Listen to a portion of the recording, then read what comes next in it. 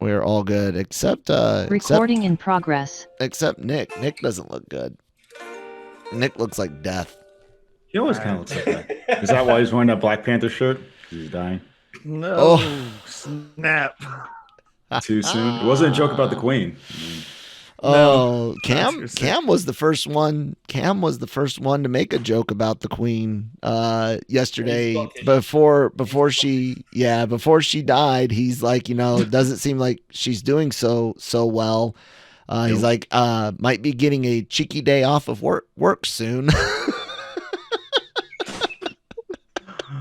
As soon as I heard she was sick this time, I was like, 96 is a good run. 96 is indeed a very good run. And to good innings. And to the United Kingdom and those that are filthy royalists. No, I'm joking. To the United Kingdom and everyone that is dealing with the loss. Hey, thoughts from your former thoughts and prayers. Thoughts from your former subjects that beat you off with farmers and pitchforks. So. And look what you did with it. Look what you've done with it. Oh, look come! Hold on. Now we're just beating ourselves with pitchforks. Yeah, I know. We are that. But let's when it comes to world affairs, what you guys did with your imaginary lines all throughout the Middle East after World War, my God, that really set the stage for some stuff. Look, here's all I'm gonna say. I saw a meme from It's Always Sunny. Or the meme where it's like, I don't care. You know what? I don't care either. And that was my response to the Queen dying. Roommate showed it to me. It's like, yeah, I saw that. I don't. Okay. Anyway. But yeah, no. I mean, there are people that are upset about it, rightly so. Big part of the world. She did do a lot of good attention to things, and to the family that definitely loved her and stuff in the country and loved her. I respect it. I don't generally as politically assholish as I can be. In general, I do not like to dance on graves, especially of leaders, because kind of tacky. But it does depend on the person. But I do enjoy humor. Humor is different than being outright vulgar, unless said person deserved it. I'm gonna leave it there. You can joke about anything. It depends on the joke. That's all. Yeah. Anyways. Hi, Danny. Welcome back. Yeah. It's gonna be fun. Well, Breaking Geek Radio, the politics. Our first ever queenless show. I know, right? Think about it. Hello and welcome to Breaking Geek Radio, the politics, the premier flagship and international podcast of the Genreverse Podcast Network, powered by LRM Online. I'm your host, Brandon Jones, and with me this week, we get 3 of the lads, not 4 of the lads. That's our curse. So minimum 2, maximum 3. You can't have 4 because you're greedy. I'm joined by Danny K. Bartlett and Nick Dahl. Gents, what's going on? Yo. Good afternoon, good evening, and wherever you are involved, listening to this podcast on this sad day as we've lost a member of the royal family, the pivotal member of the royal family, and moving on. I was ready for you to roll into a BBC style, here we go, Sky News. But we're moving on. Kyle on the 1s and 2s. Kyle, what's going on? Nothing. Hanging out. Playing with this Stream Deck that doesn't work because OBS updated, so I'm off on the side trying to get these damn buttons working again. But you guys are good. I can manually click buttons on OBS. It's just frustrating. All right. We're sad. We're clicking buttons. We are in different parts of the world. We're doing things. Our broken fellowship as it is, we're going to try and have a conversation with you all about The Lord of the Rings, The Rings of Power. I hate that title. It's cumbersome. 2 rings in a row. That's lame. All that money, couldn't figure out Friday night. Do it better. Wait, so episode 3 dropped today of that show. Have you guys seen episode 3? No. Yeah, I will this afternoon. Okay. I only ask because I saw the first 30 minutes of it. It is a 70-minute episode. I was like, you know what? Maybe I'll sneak this one in before the podcast. 70 fucking minutes. So no, there was no sneaking. But before we get into that, the Fellowship, we've got some news. We've got lots of news, actually. We've got several trailers. We're going to start with that, as is our tradition. So first up, what's the first trailer, Nick? You were quite excited about this one. Was it Picard or Black Adam? No, it was I don't even remember the title of it. God Wendell and Wild. Well, Wendell and I Wild. know with the Wendell part, but you want to say like a different Wendell and Wild. I set it up for you. I tried to like toss it to you like so many dragon's eggs on a bridge, but you're just like not catching. I was trying to show it to my roommate yesterday, and I had to search Henry Selick and Jordan Peele to pull up the trailer because I couldn't remember Danny the gets title the of the movie. So yeah, we've got a film. It is in the Nightmare Before Christmas / Coraline style, which makes sense, right? Because this is a film that is coming to us from director Henry Selick, who is the director of those two films. It also comes to us from the mind of Jordan Peele.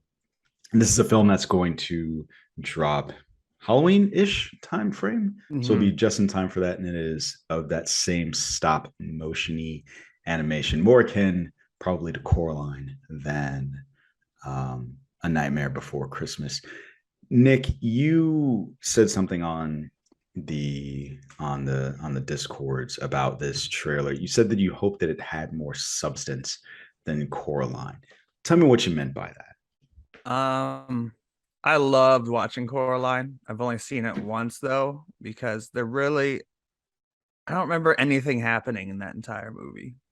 Like, I mean, it is a short story, of course. I think it's by Neil Gaiman, even. It is. It is. But it's like, it still feels like, yeah, of course. It still feels like it's 12 pages of script. Just, I love the stop motion, but the same thing as a lot of like CGI movies where it's like, look at all the things we can do. I guess the closest comparison is Star Trek: The Motion Picture, where you get all kinds of beautiful stuff and there's like 5 plot points the entire film. That's how Coraline felt, which is very different than Nightmare Before Christmas or the films he produces like Kubo and the Two Strings or Paranorman, and all those feel, stuffed and good. So I'm hoping that Jordan Peele as a co-writer will bring something to this more than just stop motion visuals. We'll find out, because Danny, you weren't too pleased with at least the back half of Nope. So given that this is coming from the mind of Jordan Peele, and I think it's actually co-written by Henry Selick as well. Yeah, it is. How do you feel about this film? Did you see the trailer? I haven't. Yeah, I didn't see the trailer. I'm sad I missed this one now. But based on what you just said with its what's the word I'm looking for? It's set up. Yeah, but then what Nick said. But based on what you were saying, who's involved and what the story is potentially like, I'm actually quite intrigued by it. I'm kind of glad I haven't seen the trailer now, and maybe I can go in completely blind when it drops. Is it a big screen or is it a Netflix streaming? So this is Netflix. I forgot to mention the two demons are played by Jordan Peele. Key and Peele are the main voices of the two demons that's named after, which is also fun to have them back. Yeah, based on everything that's been said about who's involved with it, I'm actually quite keen for it. I really enjoyed Coraline. I think in hindsight, I think I remember enjoying Coraline more than I did A Nightmare Before Christmas, but for different reasons. But man, is it dark. Coraline is dark and pretty sad, but a fantastic film nonetheless. But when you said that it was written by Selick or Peele? Peele, based on the fact that I didn't enjoy Nope as much as I hoped I would, or certainly the final act, the final third, a little bit nervous. Rhyme. However, yeah, when you said it was co-written by the director as well, I think maybe those fears are alive. I think I'm going to remain happy and excited about this film. I'd love to see stop motion again, as much as I enjoy the animation we see now, the CGI stuff, etc. I do like that old style, and so I'm looking forward to it. I love the Aardman films with the stop motion plasticine stuff. I really enjoy watching those kind of films too. So I don't think they'll ever go old, as long as the story is good and they're generally lots of fun. I don't think it really matters. So I've got to hold out for this. I will check out the trailer. Obviously, I'm not going to ignore it, but I'm excited by it. Okay. Yeah, I think I'm So in the you same say, boat as you. is it Halloween? Did you say, Jonesy? Is it? Yeah, You I say think it's it's kind about of a that time Halloween frame. film. So next month then, right? Yeah, it So Okay. says October this October. 20, so it's going to have a limited theatrical release on October 21st, and it will drop on Okay. Netflix on the 28th. Okay. Yep. I mean, I'll be there. Yeah, I'm in the same boat as you, Danny. I enjoyed Coraline as well. I'm generally a person that enjoys Neil Gaiman's works, and so given that this is in the same vein and written by two people whose work I generally enjoy, I'm looking forward to this. Cool. Trailer looks kind of fun. I am glad to see Key and Peele on screen together again. You know, the limited stuff that they did in Toy Story, funny. Oh yeah. So I'm looking to see how this is going to turn out here. Hoping it's good. I just want to make Nick feel more lonely. I too love Coraline, the whole thing, and think it does have substance, and so does Christine. And so we're pretty stoked about this as well. Cool. The Island of Nick Doll. Mm. Well, let's move on to something that I think all of us enjoy. Glass Onion, which is the sequel to Knives Out. So we're going to get another film in this series. I'm kind of sad that Jeremy's not here because while I think all of us generally like it, he seemed to be the most amped about it from my recollection. I don't know why, but whatever. So Nick, yeah, I think that's probably it. I think you're right. Yeah, I think that's right. Nick, we've been waiting for this for years. And so as someone who is a fan of Death on the Nile, without more information about this movie, which one do you think is going to be better? This movie. Why? By Ryan Johnson. Oh, wow. I love his, like, I keep bringing it up. I brought up last week, while I was on Jammer last week, that people need to start, like, goddamn watch The Brothers Bloom, for Christ's sakes. You really see, like, that's this feels like the same universe as The Brothers Bloom, and these two films are my favorite of his catalog, and he's always been clever. Love Brick. Wow. Looper's interesting concept. It's way different. Like, this is more his style. Like I said, this is very close to A Brothers Bloom. And just, I don't know, he's so good at writing those. I won't even bring up his other film, because we all have differing opinions, and never bring up SW on the show unless you really want even Kyle to jump on and talk about it. Because that actually happened last week when we were discussing something unrelated. But yeah, I love that. I mean, his writing style, especially in Brothers Bloom and the Knives Out, is just so great. The different characters, I can't wait to see how he brings these different actors together as different, just oddballs that kind of, like, fit together and act off each other, and it's nice mystery and stuff. So yeah, definitely more excited for something with more of a modern Ryan Johnson fresh take than something based off an Agatha Christie book, though I did enjoy Death on the Nile. Okay. All right. Danny, did you get a chance to see this trailer? Yeah. So just going to the trailer in itself, I love the way the trailer looks. If say anything about his films, the one that we won't mention, looks beautiful. And again, this trailer looks beautiful. The way that it's shot and framed, and the colors and everything, and even the outfits, the costumes look like crazy, wacky, but still fairly normal in the sense. It's amazing how much attention to detail he seems to give, and because it's an unknown property, like unlike Agatha Christie novels, yes, they could change them a little bit, but we kind of know, if you've read the books, obviously you kind of know who the killer is in the end. But this one, right, it could be obviously anybody, and part of the fun is it's going to be figuring out who it is, and whether or not we just had a load of clues in that trailer. I've got a feeling that someone's already dissected it and said this and this and this means that it was this person that did it. You wait and see. So, but because Ryan Johnson seems to really, really seem to care and love this little series of films that it looks like he's going to make in this world, I'm super stoked by it, because I just know I don't think I'm going to get anything I've ever seen before. I think it's going to be fresh and neat, and the dialogue's going to be cool, and the characters are all going to be fun in their own little ways. And so, yeah, for a film that's not an action blockbuster kind of thing, I'm excited about it. In fact, to the point probably will not watch another trailer because I don't want to be given any more hints and tips about who it is, no matter how subtle or unsubtle they are. But I think it looks great. I'm excited by it, and I've been a Rian Johnson fan for pretty much most of his films, bar one. Okay. And again, gonna have to agree with you again about the trailers. I think you and I are in the same boat as far as trailers kind of spoiling too much, especially like it's harder to do that in an action movie. But certainly here with a mystery, like you don't want to see the thing that's going to tip you off as to who the person might be.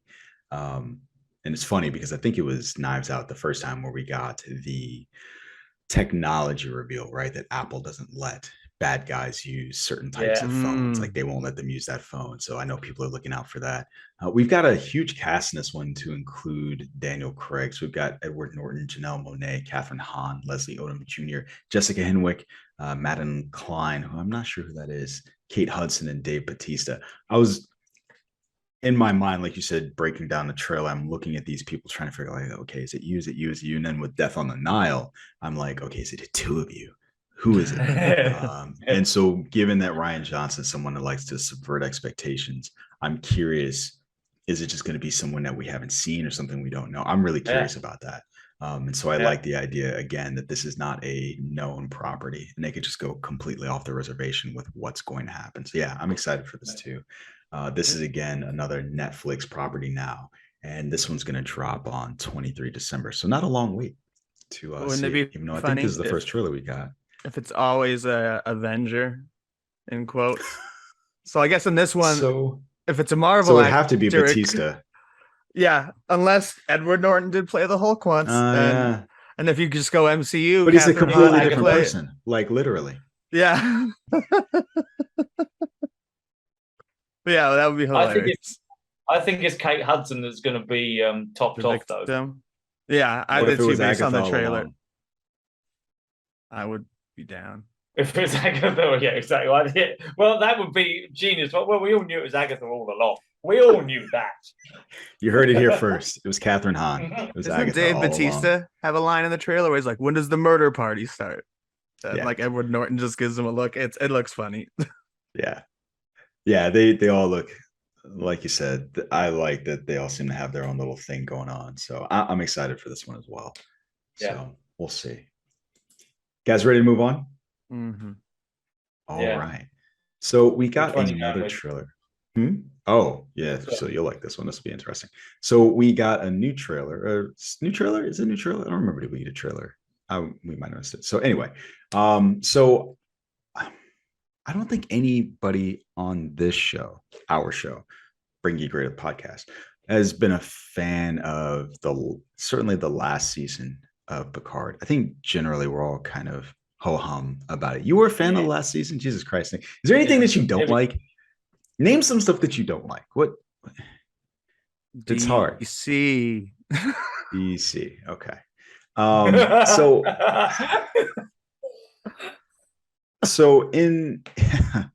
on Star Trek Day, we got a new trailer for the third season of Picard, which will also be the final season. And so they could have titled this one The Search for Crusher, right? So we get the old crew of the Enterprise. They are looking for Dr. Beverly Crusher, who is wearing an old school Wrath of Khan jacket. So we get to see everyone from the Enterprise D sans Data. And I'm going to start out with this one. What I think is interesting is I have thought that this show has done nostalgia bits well. And I've probably said this on the show before. And so it's fascinating to me that I think in the opening shot, we get to see Beverly Crusher. We get to see the Wrath of Khan jacket. And so we're already kind of in the mode like, yes. And we got to see other stuff like, Nick, you can correct me. Actually, but I think both of you probably could. I think this is the first canonical live action version of a USS Titan we've gotten, right? Mm-hmm. We saw it in Lower Decks. I don't think we'd seen it any other time. Very briefly in the end of season 1, where everyone shows up at the last minute with the on your left moment, and in that Riker is the captain. Was that the Titan? Titan. I guess it was, yeah. But that was a brief glimpse. It could have been something else. I assumed it was the Titan. Now I'm gonna have to look this up. But I asked you to correct me, and I should have looked it up myself. God damn it.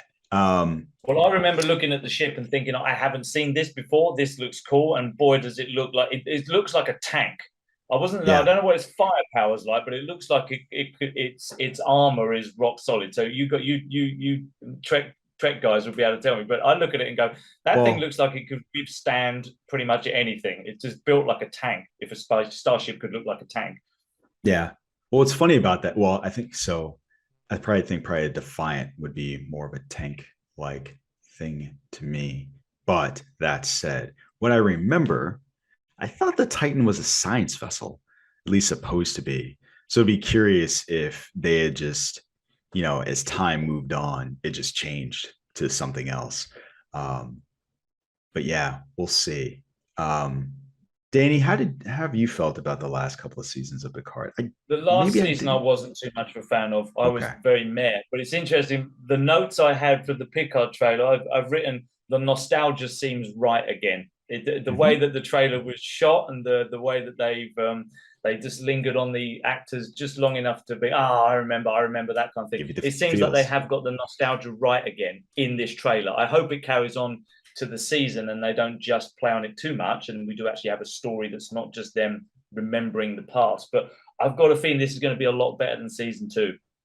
And not that season 2 was awful, it just had too many let's move this along a little bit. I forgot though that they got rid of my favorite character by leaving him in the past, because I was like, whereas what's his face? I love that character. And I'm like, your favorite character that you can't name, or your favorite character Rico, that you don't want to spoil? I don't remember his name. The cigar chomping Rizzo. Rizzo. I don't remember his name. I don't remember most of your favorite character. Rizzo the Muppet. Cristobal, man. Oh, Cristobal. Oh, Christy. But I did really like the conversation. I did like the conversation, Riker, and that's where it lingers a little bit on Riker and Picard. And it's like, I need a ship. And it's like, we need a ship. Like stuff like that is like, ooh, back at it again. Not making pizza this time. You think anybody's not going to make it? So here's the funny thing. Data keeps dying. Like again and again. Data has died multiple times throughout the course of this series. I'm curious whether or not you guys think he's not going to make it again. I don't think he's even going to be in this space. I'm sorry, not him. Picard. When I say anybody, it's definitely going to be Picard, right? Like Yeah, I think so. Yep. Okay. Though they already did, and then they're like, now you're back in a robot body, which is just like your human body. Now die again. Yeah. Yeah. Okay. I think you guys will think this is funny. So there's a synopsis for this. It says, Star Trek Picard features Patrick Stewart reprising his iconic role as Jean-Luc Picard, which he played for 7 seasons on Star Trek The Next Generation, and follows his iconic character into the next chapter of his life. And then they name all the actors who are going to be in this season. And then they say, alongside Patrick Stewart in a 3rd and final season of the hit Paramount Plus original series. Now I wondered to myself, is it a hit? I don't know. But then as I read it, it just sounded very much, very strong Obama awarding Obama memes, right? Like where he's kneeling down, he puts the award himself. Paramount Plus is hit. Like, I guess, sure. Is it? I haven't liked a season yet, but we'll see. Doesn't mean it's not a hit. Hit means viewers. Is it? That's what I'm saying. Is it? I don't know. I feel like all their Star Wars, the Star Trek stuff is just I don't say it, and I didn't say it to mean like, if I don't like it, it's not a hit. Yeah. I say it to mean, I'm a Star Trek fan. I don't like it. So is it a hit? Who's watching it? I bet it gets more viewers than the other ones because it's bringing in Picard. And people are like, oh, I recognize that. I just think that's a big draw. My mom likes it the most out of all of them for some reason. But I think she just likes Sir Patrick Stewart because she's never seen Next Gen like me. So, but Anson Mount is hot. Yeah, he is. So in my game, Starfleet, that you can get, you can unlock officers and avatars and frames. There's a frame of just his hair, and then people are putting the Anson Mount avatar inside of it too. So it's Pike with like double hair. It's glorious. All right, so I found some analytics on the question that we just broached. Star Trek: Strange New Worlds is the highest. Oh, it says rated. So it's the highest Producer rated. Carl has Which just is sent the us highest something too, Jonesy. Yeah, watch. Kyle sent one. Kyle, did you send a thing? What'd you say? Yeah, on the we chat, got some having a Yeah, real it just information. shows the downward trend of Oh, the yeah. episodes, and it charts the ratings per episode over the last 2 seasons. And looking at episodes 7 and 9 being not all that hot. Oh, Jesus. And episode So one, it took a second for my graph to pop up. Like, oh my Yeah. God, this is. Whew. I'll actually bring this Whew. graph up for people on screen. So That's stinking. this is ratinggraph.com, and where's their site sourced? I'm sure it's somewhere on here. Wow. If this was my stock portfolio, I'd be very upset right now. Anyway, yeah, that's rough. Maybe it was a hit for Paramount Plus. Maybe in Paramount Plus's shows, it's one of their biggest shows, which doesn't say a lot about their other shows, but maybe that's what they meant. Maybe It's a they just hit make stuff up. Paramount Plus on a Wednesday between 7 and 9 o'clock in the evening. It's our highest rating show. It's a hit at that time slot on a Wednesday. Maybe they know nobody's going to come after them for the shit they put in their synopsis, so they can write whatever. Because no one's reading the synopsis, because no one watches the show. Yeah, nobody's coming after him for that. Anyway, you guys ready to move on to another certified hit in Black Adam? Yeah. Well, talking of trailers that show too much. Did it? We'll see. Yeah. Okay. Well, too much. I mean, sorry, you go ahead, Jones. Long of a trailer. Do a wonderful intro to the trailer, and then I'll chime in with my nonsense. I don't know if I really have an intro. Okay, so the first trailer that I saw for Black Adam. So this film drops, I think, next month, right? Middle of next month, October 21st or something. I'm sorry, yes, to put a no, it got pushed. Time on it. It got pushed to Shazam's old spot. It's hitting in December. I'll double check for you guys, but yeah, really? It got pushed. The trailer itself said October. Yeah, it did. Okay, well then so it says October 21st. That'll be it. What got pushed to Shazam's spot then? Nothing. They just I thought moved that was just nothing there. It's just a hole. That's not Aquaman that got pushed to that slot. Well, Aquaman got pushed back further. Oh, that's what it was. Aquaman. No. Shazam took Aquaman's spot, and then Aquaman got moved further back. That's what I believe. Anyways, go ahead, guys. All right. So yeah, we've got the new Black Adam trailer, which is giving off some very strong X-Men vibes. Yes. Yes. I thought that too. Yeah, Blackbird-esque jet coming from what looked like a basketball court behind a mansion. Well, sure. It's way even more complicated. It's like half of it's like folding away, and you're like, all right. Man. That was the worst scene for this trailer. That was the bit that I just thought, yeah. Was it the worst? I think it was the best. Because it reminded me of something else. Point of view, it looked like cartoon. I mean, the whole thing looked like cartoon. Okay. That just looked from that perspective, I get it. Yeah. That's what I mean by worst. Okay. So I have been relatively underwhelmed by what I've seen from Black Adam. The only thing that is making me feel any kind of hope about this film is the fact that it's directed by the same person who did Jungle Cruise, whose name escapes me right now. I enjoyed that. I thought you were going to say Pierce Brosnan. That's I do like Pierce Brosnan. This movie is Pierce Brosnan. I do like Pierce. So okay, let's put another one. No, I think that the on-screen talent is actually good. You've got Amanda Waller in there. Yeah, talking about another team. I think that and so that would be my other question about this. Like, you clearly have what is a let's call it an Avengers level threat, right? So this guy is at least on the same power scale as probably Zod. Where the fuck is Superman? And that is not a question for the movie. That is a question for DC. What the fuck is wrong with your universe? Anyway, question before I kick it over to you guys. Is that Trigon in the trailer? He kind of looks like Trigon. There is a Red Devil-esque character. So if you're not steeped in the lore of anything, this isn't really steeped, but so Raven's father from Teen Titans or Titans, depending on what you're watching. The demon. Yeah. I was just Yeah, curious. it was a very I brief. can't see his face. If he had the trailer, though, multiple right? eyes, I could tell. Yeah, But it flashes by very quickly. yeah. Yeah. Damn it. And Probably Trigon the is only way they usually can stop bigger. him. He can change size. Yeah.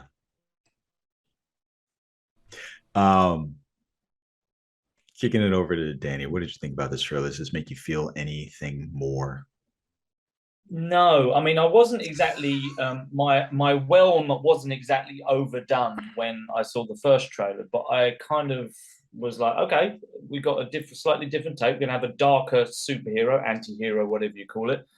This one I just felt was another, let's just throw everything we can that we think is a good sequence or a scene into the trailer and hope that something sticks, including droplets of what you just brief flashes of this character and then that character and then Amanda Waller quickly popping in and then this and the X-Men scene behind the mansion with the fighter coming up. This is what's it called? The Justice League, the Justice Warriors or whatever it's called. It just felt to me that they're just throwing as much as they can to get as many people as they can excited about one or two things.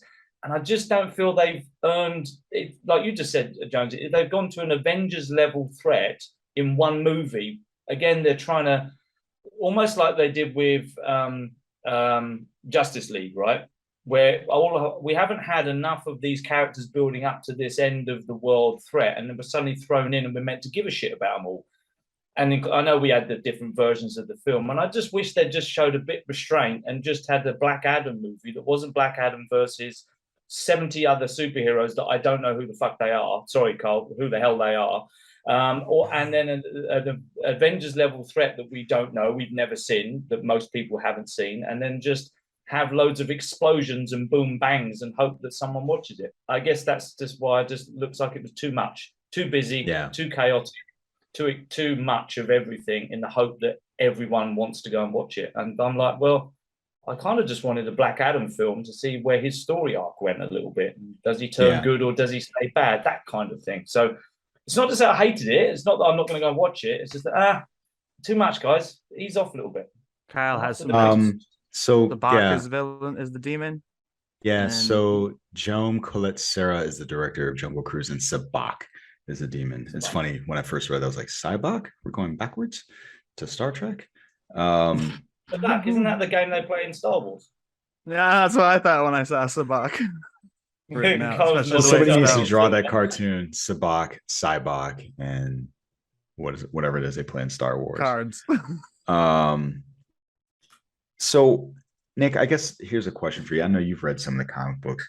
The JSA is canonically and chronologically, it predates the Justice League. That's correct. What's happening in this universe? No one knows still. Like, it's, and especially like if these guys were around at any point during the other movies, it would be like, why the hell did you create the Suicide Squad? None of who could take down Superman when you have a team that you're planning on pitting against Black Adam. And this movie also makes it look like Superman never existed. There's a scene where they're flying past him like they've never seen a super being flying, and he like knocks the wing off one of the jets in a very Iron Man, Man of Steel-esque scene. It just feels like at the newest, a 2008 film. Like, it feels like something Marvel would have done as an early film. Not to compare. And at the same time, it sucks when you go second with the big screen stuff, because it's like, hey, look, it's Falcon and Ant-Man and Doctor Strange, because they're all takes but on the each bottom other. shelf, right? These are like the bottom shelf brands where the cereal are like, yeah. It's not Fruit Loops, it's Fruit O's. Like, then again, sure, I guess. Dr. Fate's a very cool character. And These are the Kmart versions of heroes. And and part of that is and my main fear about it is apparently someone told The Rock that playing a villain means you show no emotion, so it removes what's interesting about The Rock with his charisma. And it seems like he's like, I want the DC universe is going to change. This will be the movie where I put exactly zero emotion into a character. Because that's what worries me the most. I like Rock movies because he's charismatic. And this, he's just like, yeah. But it gives Pierce Brosnan a chance to shine. yeah, Pierce Brosnan looks great. Super charismatic. Especially as the head of a like superhero team. Yeah. Yeah. And it's funny. It kind of, I keep memeing. What's the meme of the dude that's with a girl that sees another girl? So this is almost like DC is holding the hand of the Justice League, and then the JSA walks by, and they're like, "Ooh, how about that?" It is cool they're introducing the Justice Society. It's I like it. But at the same time, it's like, what's going on in your universe? Yeah, sloppy and forced, like all DC things are, except for like the Batman. Move on from that. So yeah, is that the last of the trailers we got? I think that's the last of the trailers we got. There's a lot of trailers this week. Yes, it's a lot. It's 4 a lot. Felt a lot when I kept adding them. I'm like, oh, well, at least yesterday alone, it was Glass Onion, Black Adam, and Picard, because yesterday was Star Trek Day. So, and I didn't watch it yet. Is there the Disney Plus Day has some sneak leak at like new look at Andor or something, but it's on Disney Plus Day. It's on. No, I was slurring my words. Sneak peek type thing. They call it like an extended sneak peek at Andor. Sneak it. Is this trailer the biggest news to come out of Star Trek Day, to the best of your recollection? I know you haven't watched it, but I haven't seen anything other than this. There's a behind the scenes video of Wilson Cruz, I think the actor's name is. Walking around the set of the Discovery. Around the set, and they announced some casting for Discovery, and of someone I've never heard of. You know what I want the cast of Discovery to do? Focus on the cast that they already have. I feel like that is, to me, is the biggest downfall of that show. Like, while I enjoy it, it's frustrating to me that I know less about the bridge crew on a show that I've watched for 3-4 seasons than I do about the bridge crew of the folks on the Enterprise from Strange New Worlds. Yeah, I would agree. And it worries me a little bit that Picard's not coming out till next year, and it sounds like that's the next Star Trek project. So it's blew their wad. I know, but we had one every week going on forever, and now it's like as soon as Lower Decks ends, you have to wait like a few months. Whereas like they had a good streak, almost kind of wasted it, including overlapping shows where it's like new episode every week since last November. When does Prodigy come back? I don't know. I really didn't see most of the announcements. No. Okay.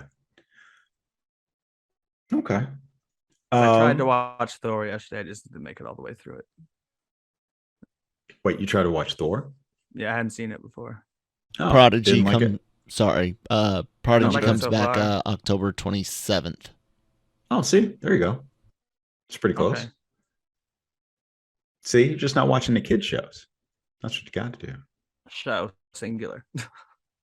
So I think we are only 3 episodes into Lower Decks right now. I think so. That should get us pretty close. That should get us within striking distance of Prodigy. So just fire up that Nickelodeon. It's also on Paramount Plus, thankfully, because I don't own Is Nickelodeon. It? Yeah, they put it on both. Okay, that's like nice. I actually watch it. I did not know that. It doesn't work here, so anyway.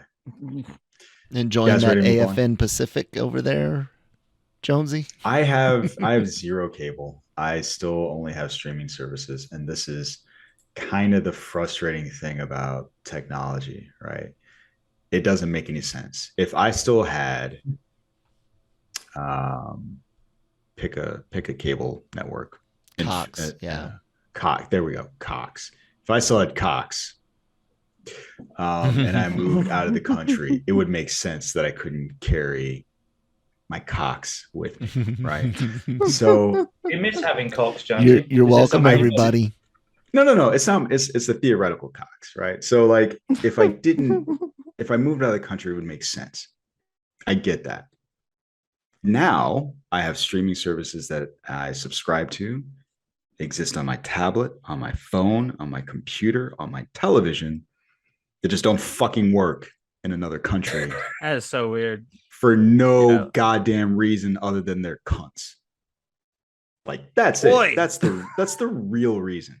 And Yep. it's frustrating to me. That's the Decency end and of my rant. broadcast laws, taxes, and things in different countries, and Whatever. Fuck you, Cox. all sorts of stuff gets into Decency. it. Hell, Decency. just funny on this, because I'm a tech nerd for this stuff. Canada is a country that requires a certain amount of Canada-based entertainment on your platforms, and this is now going to include things like YouTube, and a big Canadian channel I watch, Linus Tech Tips, has had to talk about how this potential law could affect what they do for a tech channel. What? Interesting. I'm trying to remember. Does it Somebody count if else it's does made the in same Canada? thing. Because like No. they shoot I was gonna say if it's any consolation, they shoot Discovery in Vancouver. No, this is for So- like stuff that is, I guess, not just produced in, but like produced by and in. Like it's Canadian. I can't remember companies and what other stuff like country does it, but somebody else does the same thing. that. And Netflix was having the same problem. I don't think it's England. It's someone else. But it was basically like, no. You need to have X amount of content from our country on your platform before we'll allow you to function. I can't remember who it is right now. I'm gonna have to find that. Anyway, yeah, it's frustrating. Not an intended story, just a rant. Maverick's doing well. Fuck yeah. Maverick's doing well. Everyone's excited. Danny's particularly excited. He's clapping. I could see him clapping out of the corner of my ear while I refresh my screen because the window went away. So it only took 4 years for the U.S. government to find Wakanda and blow it up. Maverick has single-handedly passed Black Panther at the box office, making it the number 5 film in the U.S. It's doing some numbers, folks. It officially crossed $700 billion. I'm sorry, 700. I was like, what? Listen. It's a country's Listen. GDP. Listen, guys. It's midnight over here. Need you to cut me some slack. All right, numbers aren't working for me. $700 million. So It's a lot it is domestically. now. It is a lot domestically. So it's crushing it. I think everybody on the podcast gave it aces. Everyone loved it.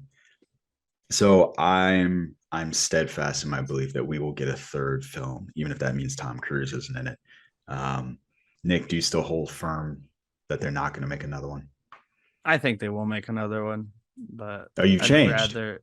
No, I don't know because Yes. I heard you guys talking about before the show that maybe Tom Cruise isn't We necessarily. do talk about things before He the show. holds sway. He holds sway over Mission Impossible, like he controls part of it, and he's even said no to like a streaming service about Mission Impossible that didn't have him in it.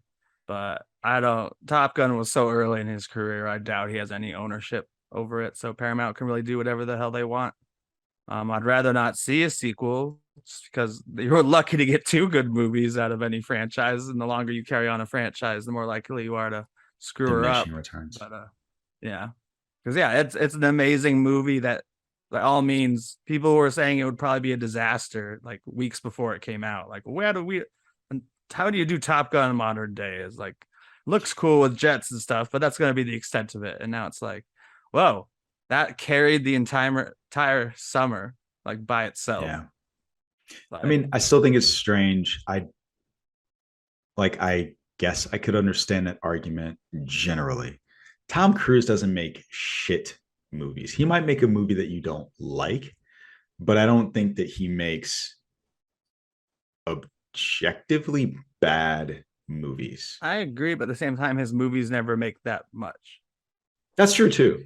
I mean, I guess I was listening to what you were saying, and maybe we're talking at cross purposes. Because you said disaster. I didn't know if you meant monetarily. Oh, or, no. Okay.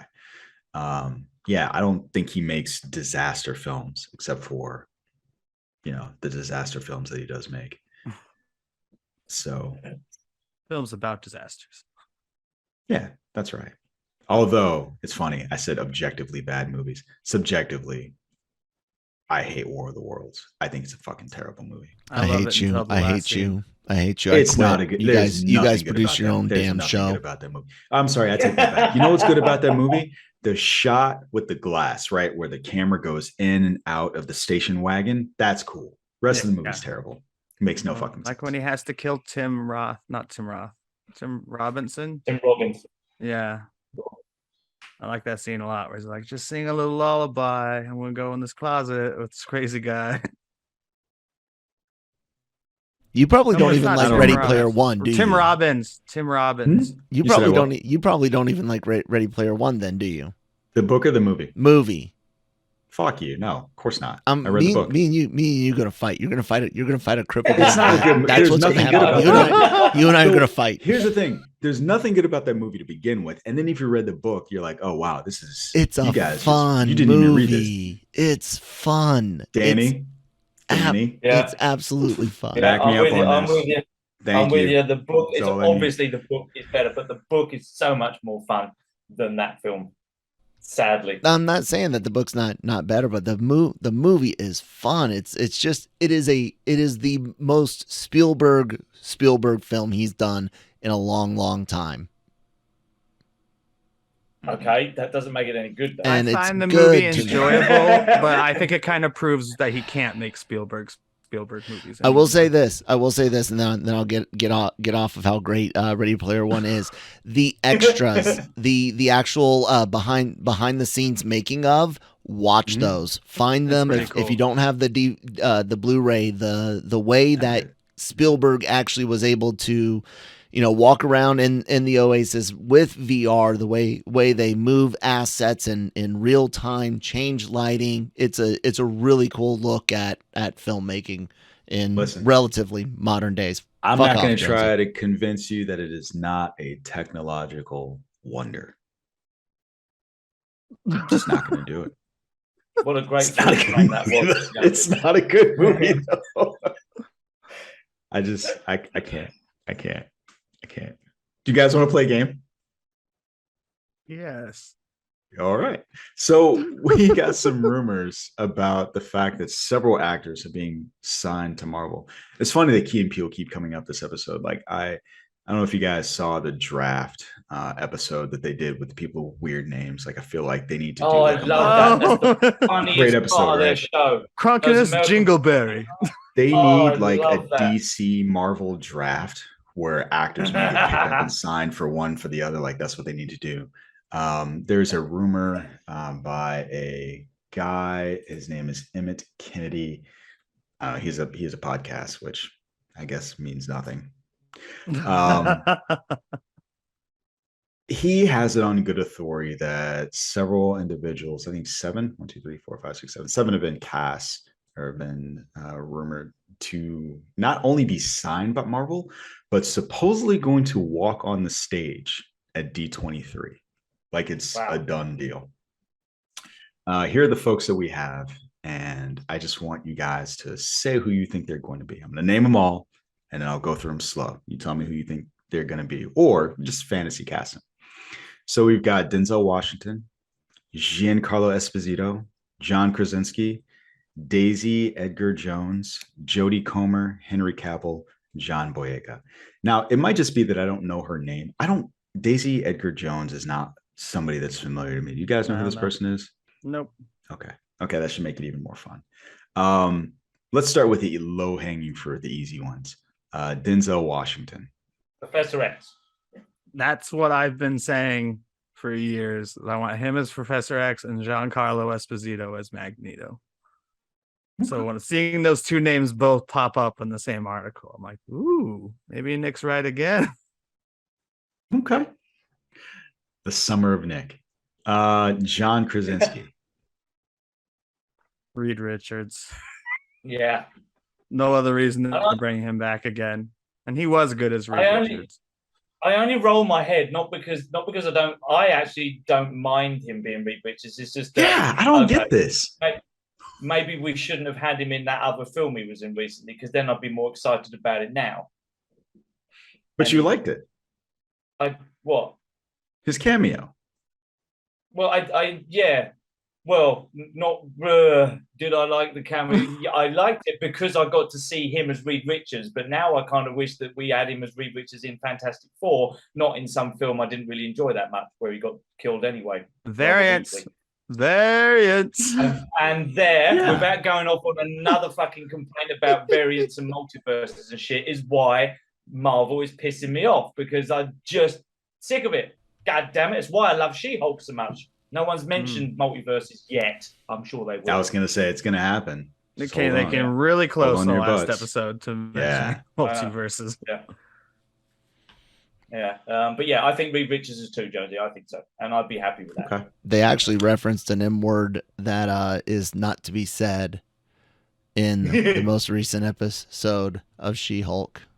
They did, I know. I watched it today. And it's when did they say mutants? Certain Sorcerer Supreme was talking about stuff. Oh, magic. Oh, I'm not that. I thought he was going to say more. I thought he was going to say it. It's an M word. Mephisto. There you go. Oh, Mephisto. I missed what that. did you say? I knew that's what you meant. So many M words. God damn it. They didn't say the name. They referenced something from the comics again related to him. Deal. Yeah, but again, they used a whole bunch of stories and stuff from the comics from him and just cut him out of it. So whatever. Donny Blaze. Good stuff. So here's the wild card. Daisy Edgar Jones. Is she blonde? Sue Storm. She's not. I'm gonna have to look this person up. Okay, so you guys talk about who you think she might be. I'm gonna see if I can. I don't even know who the hell she is. I know, just make some stuff up. An X-Men. I'm sure the dear listeners looking it up. Kitty Pryde. So she didn't have a lot of noticeable credits, and I don't mean that in a bad way. War of the Worlds from 2019 to 2021. I know her from Under Banner of Heaven. Yeah, so some TV credits, and then just a few on the movie side. Pond Life in 2018, and then 2 for this year, Fresh and Where the Crawdads Sing, which has been getting some weird buzz on social media, that last one. I liked Fresh. Jodie Comer, well, Jonesy, that's on your list to talk about. I won't say anything. Got it. So so if this helps, and it's not to say that British people can't do it. Danny, can you do an American accent? No. Okay. Don't most British actors make that their career to do American accents? They do. So she was born in Islington, London. Obviously she has a good American accent when she's in Under the Banner of Heaven, where she's playing a Mormon. Yeah, 66% British of folks our into that. Spider-Men are Brits, so that means nothing. So yeah, she might just be putting on a voice like she did in the show Nick just mentioned.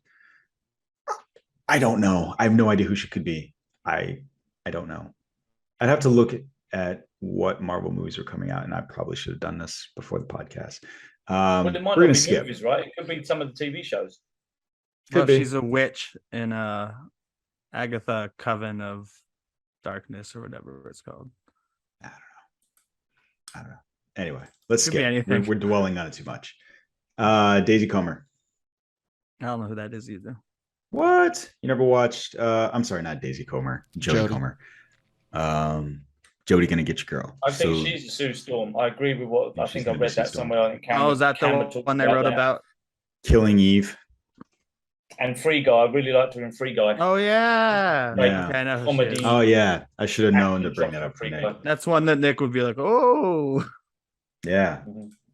But how she doesn't look. I don't know. They gotta be careful with the age difference, I think, in Fantastic. And she's another British girl too. So if it is John Krasinski, I don't know why they would cast him in any other role. Yeah, that would be weird.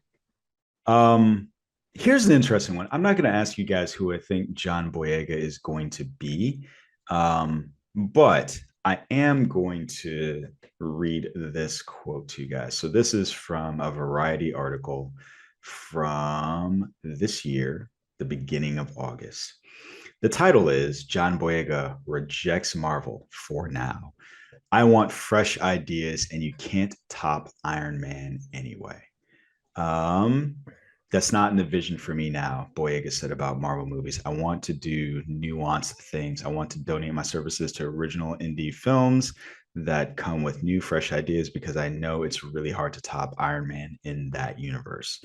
So the question becomes, if it is in fact true that he's going to walk across D23, did Marvel actually give him something fresh? T'Challa, a variant of T'Challa from a different universe that they will use to fix their mistakes of not recasting T'Challa for this one. I don't think he has. Easy answer, he has the acting chops, but he does not have the presence / gravitas to be T'Challa.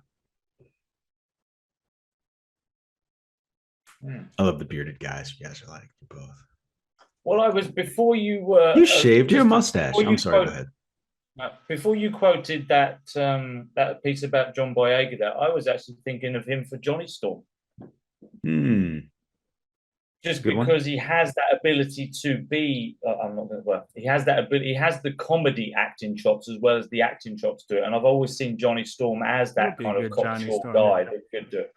So maybe, but going what you just said about something different and something off, that doesn't mix with that. I mean, he, being part of the Fantastic Four is not exactly a quirky off-center indie film, is it? That's that's the first family of Marvel. So, but that's what I was thinking before you quoted that statement there. Ooh, me. Oh, come on, go. Me, Bishop. Let's go, Bishop. Why not? Is that original? Is that? I mean, we're getting into new X-Men. He's one of the biggest. We've only seen one kind of version of him in the Days of Future Past. Real quick, if you're doing something like an X Factor series, and you can then bring in people like Forge and Bishop and Layla Miller involved in that, and a lot of those characters might not have the same contract issues alleged to be an issue with why we have to wait until like 2025 for something like that. I was looking up, I'm using Comic Vine's got a list of Black and African American heroes for Marvel, and a lot of them have either already been done or they're very like B, C list. You got Blue Marvel. The other one I thought, and only by drawing parallels that are completely Hollywood stereotypical between Caribbean and of course the British rule over islands in the Caribbean, knowing that Boyega's British. No, Dr. Voodoo, Brother Voodoo. That was the only other one that kind of caught my eye. He's a character. Obviously, imagery is of voodoo, which Caribbean, like I said, Caribbean, British, that colonization, that's the connection I made with it. But he does become Sorcerer Supreme in the comics at one point. So one that jumped into my head just now isn't an exact role, but you make a good villain in Captain America New World Order. I don't know why it jumped in my head. And like I said earlier, before I even knew who she was, the Under Banner of Heaven actress, Kitty Pryde, jumped to my head before I even knew she was a white brunette. She's very popular in the comics. Yeah, I think underutilized that's a good call, Nick, because I think let's say if we rewind the clock a few years ago, if you said Christian Bale was going to be in the Marvel Universe, would you necessarily have chosen a villain? Well, my roommate couldn't believe he was in it at all. And I'm like, he's in the DC universe. He's like, but yeah, I thought Christian Bale was more choosy than that. And at least that was Nolan. And I'm like, I watched the first half of it. I'm like, he seems to be having fun. He does seem like he's having fun in that movie. If not a villain, I think Boyega could be a good Ghost Rider variant. Not necessarily Johnny Blaze, but I think he has the acting chops to play somebody that is tortured by the M word. I think Ryan Gosling has that role though, because he asked for it, and Kevin Feige's like, I'd be a fool not to have him in the galaxy. So yeah, that's a good choice. We'll see. We will see. Who we got left? Of course, Henry Cavill. Captain Britain, just do it. Just do Captain Britain. Captain Britain. I don't really think. I don't think we will get Captain Britain anymore because we have Captain Carter. I think he plays about anyone. What? That'd be a good one. Or, and I'm not Hyperion. He's from Hyperion. He's from Squadron Supreme, which is rumored for Loki season 2. He's basically Superman. The other one I thought of is very, very, very dangerous, but they already pulled the multiverse plug anyway. So, Sentry. You guys don't know a lot about Sentry, I take it? Nope. Okay. Similar to Adam Warlock with a split dark personality known as the Void, but more powerful than anyone in the Marvel universe. See the guy in the green cloak? No, he's usually gold and black, or like a dark blue, gold and black. His cloak is usually black and gold. Super duper powerful, like destroying multiverses level of power. So those are the two I could think of for Cavill.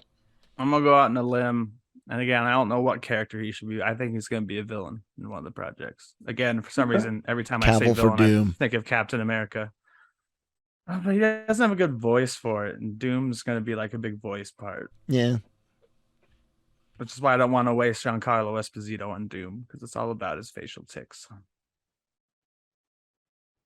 What do you guys think if Henry Cavill is presented? Sorry, Jones. If Henry Cavill is presented as coming to Marvel, what do you think that means for the DC universe? Do you think he's decided finally that you guys clearly aren't going to use me again? I want to be Superman.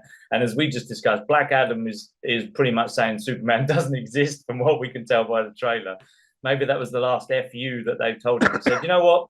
I'll go over. I mean, you can do both. You can appear in both. I'm not saying he couldn't do both, but what do you guys think that will mean for Superman moving forward? I think he could use it as a bargaining chip. You think he'll completely move on? I think he uses it as a bargaining chip. Like James Gunn went off to do Suicide Squad, and then Marvel's like, I will have you back for Guardians. That was a special circumstance, though. That's true. Like Disney was the one that fumbled the bag on that one, and they go, "Oh no, we messed up. Please come back." Right, and it was already too late to get him back at that point. They fired him. This is similar but different, where they've just left him in limbo for years. And there are always multiple sides to this. He knows something that we don't know, right? Like he either knows from the executives or from his agents what is happening inside of DC. And I'm willing to bet that he would move on from the role. Like completely, not do both, but just move on completely and do whatever he's going to do in Marvel. I don't know if Warner Brothers even wants him back at this point. So they've made it abundantly clear that they don't even. Yeah, but that was old Warner, right? And you already have those statements that we got right when the merger happened, where they said, "Why aren't we using Superman more?" Now I don't know if that necessarily means why aren't we using Henry Cavill more. But it definitely means that we will get a version of Superman at some point in the future. The problem for them is Henry Cavill is currently rumored for Marvel, currently rumored for James Bond. He might either be too expensive or too unavailable to be Superman, period, in the next couple of years, if either of those pan out. Yep. So I think if either of these are true, I think he's just going to move on. Yeah, I mean, I just wonder what you think. I think he would move on too. I think enough time goes by, it would be harder for him to play Superman again. As much as it seems like he would really love to, and I would have loved to have seen another. I would have loved it. Yeah. I think he was a great Superman. So it's disappointing. You guys ready to move on from? So it went off your game a little bit, Jones. It took you off the game, took you out of your game. Games to talk, man. And we spoke. We spake. Was he the last one? Was he the last one in the game? Did we win? Who won? Did Nick win? Did Carl win? Cole didn't win. We'll Like Ready Player find One. out at D23 this weekend. Or we'll see in Yeah, the true. When none of those people appear on stage. Yeah, I think so. It's funny because I remember there was this big rumor that he was going to show up at Comic-Con this past year, and that didn't pan out. And I was heartbroken. I was deeply disappointed. So yeah, but we'll see. Ready to move on to some Star Wars news? Mm-hmm. What's the Star Wars news? What was that? Yeah, Casting. you said what? I said casting. Oh, That's yes, casting.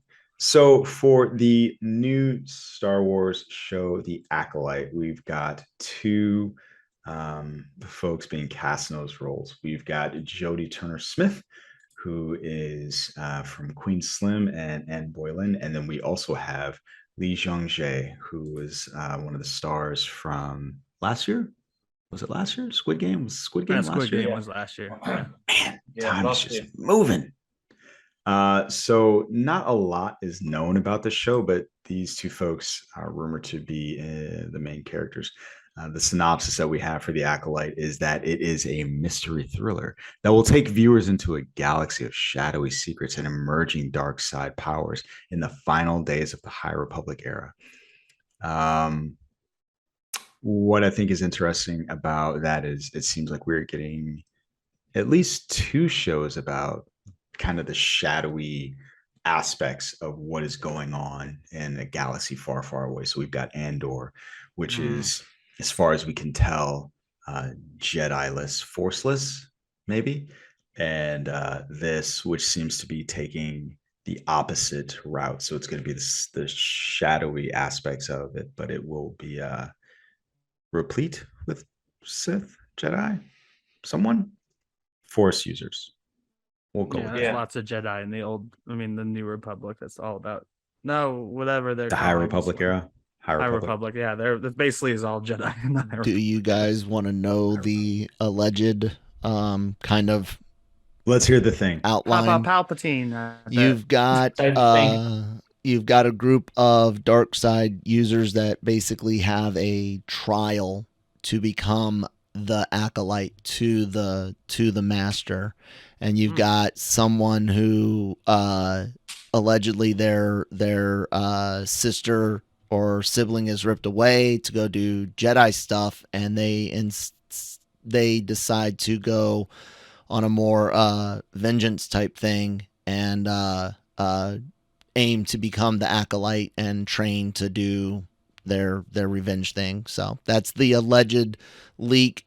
There's been a lot of acolyte leaks that have really pissed off Disney. We hear in the background from reliable sources, and there have been acolyte leakers that have been shut down by Disney now. So some of that is likely true. How much, I can't tell, but there you go. There's some context. Mouse out there putting out hits on people, huh? Okay. Yeah.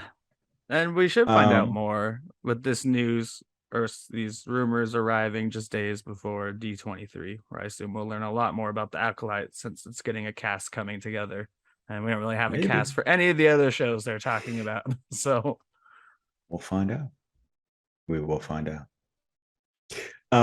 You guys ready to talk about the Lord of the Rings, the Rings of Power? Or Rings of Power. When I was originally writing out, I was writing Lord of the Rings, Power of the Ring. Like I used forever when I was writing about Dawn of Justice, I was writing Justice Begins. That would be Superman Justice Begins.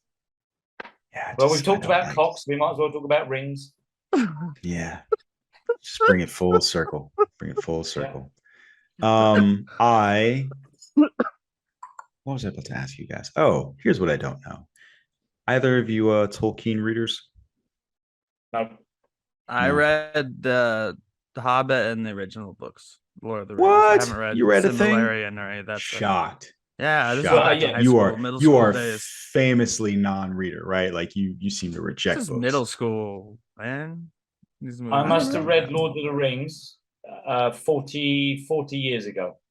Really? Okay. So I have read. I mean, When you I say consider that, that. I assume you meant like I've read like all of his stuff, and I'm a real dive. No, I read Lord of the Rings literally about 40 years ago when I was about. How I'm many not like things has Cam, he right? read? Well, So, like the Similarian Hobbit, and stuff is right? the Yeah, stuff that's that, what like I thought Cam you is meant, very Jonesy. Cam knows all of that going into this. That's why I Yeah. direct all my questions at him. cared It's like, about you it really that want much to know? to I'm read it. like, no, I really don't want to know. Yeah, I kind of wish I'd But cared. yeah, I read a enough. book. I read Yeah. a book. So you didn't read The Hobbit? No. Okay.